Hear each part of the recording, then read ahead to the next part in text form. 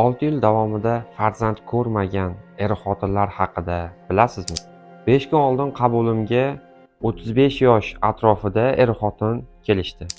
6 yillik farzandsizlik, aybni ayoliga to'nkab, dorilar, lecheniya, tabiblarga borishgan, doktorlarga borishgan, hatto folbinlargacha borishgan, lekin natija yo'q.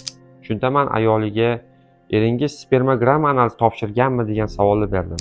Ayol yo'q, erim o'zini sog'lom deb hisoblaydi deb javob berdi.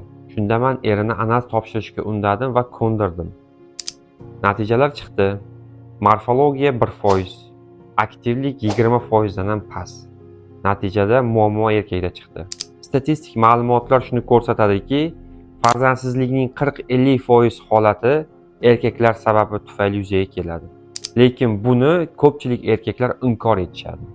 Farzandli bo'lish orzusini xohlasangiz, faqat ayolingizni emas, o'zingizni ham tekshiruvlardan o'tkazishingiz kerak bo'ladi. Shu va shunga o'xshagan savollar bo'ladigan bo'lsa, kommentariyada yozib qoldiring.